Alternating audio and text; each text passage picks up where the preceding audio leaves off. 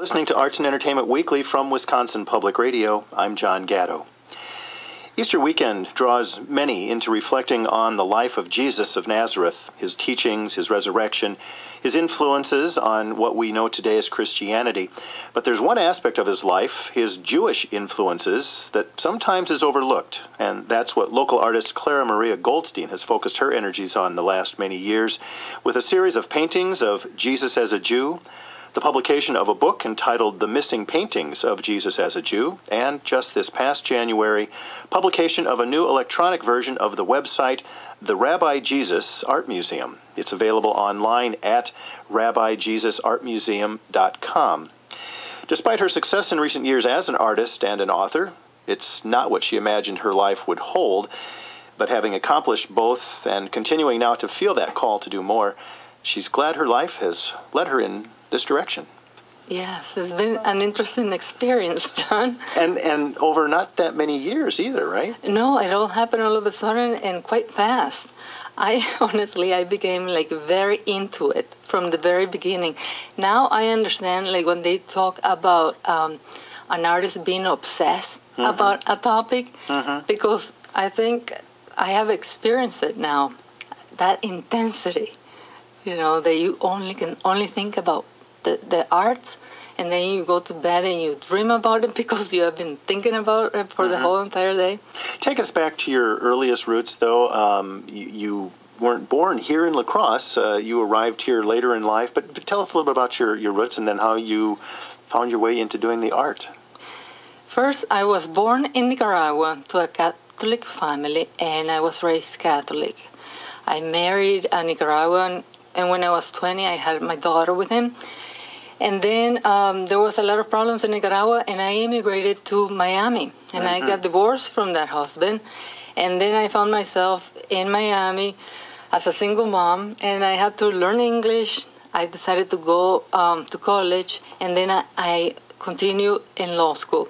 And then when I was in law school, I married my second husband, who is Jewish. That's where the Goldstein of my last name comes from. And then in marrying him, I converted to Judaism because I married him. And to convert to Judaism, I had to study about Judaism. And there is where I started to realize that what it meant that Jesus was a Jew. Because I had learned that as a Catholic, but I really never understood that. Things is like, my goodness, I didn't know about this. This is amazing. And so one of the wows was to realize that he has never been painted as a Jewish man.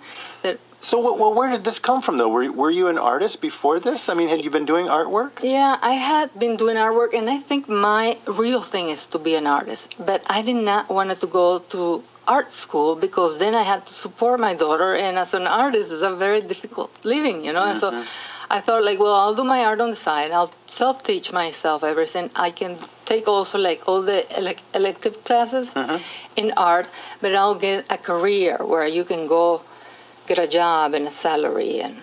So really, you were finding your way through life here in the United States by pursuing a career in law.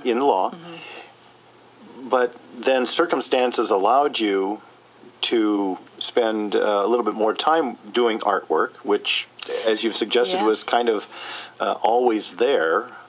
And then in learning more about Judaism and the role that this figure, Jesus, played in our various religions, you learned things there, and that brought you to say, wow, there should be paintings of this. Yes, there should be, and where are they? How come they don't exist? Let me make them. They need to be done.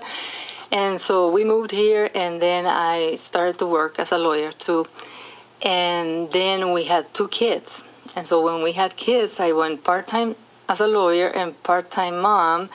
And then I said, when I got into this idea of painting Jesus as a Jew, I said, I'm going, You're just going to be the artist. The artist now. Yeah. So what prompted the Jesus as a Jew series of paintings? Had you ever imagined that there would be a growing series of these? Because you have 25, 26, 27 of them now? I don't know. It has been like one thing after another, because when I completed the first one, which is the Rabbi Jesus Says, Love One Another, I thought I was done with this.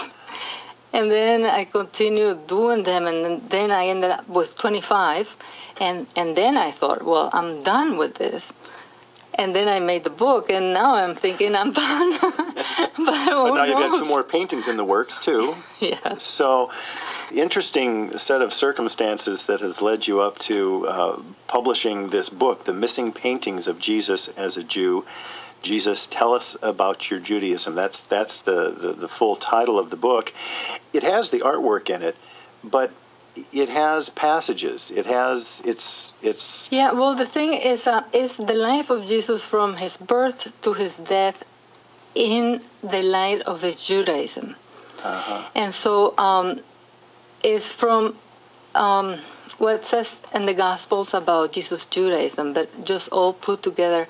And so it tells the story of Jesus as a Jew, starting from I was born to a Jewish woman, and then kosher, and studying Hebrew, and learning carpentry with Daddy, and Jesus celebrating Hanukkah with his mom.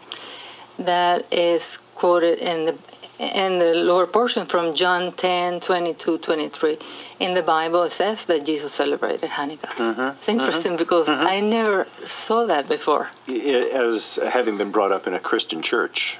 Yes, I did not know, and all especially brought up in Nicaragua, where there are very few Jewish people. Sure. So you don't, even people from Nicaragua don't know what Hanukkah is. That I learned when I came here.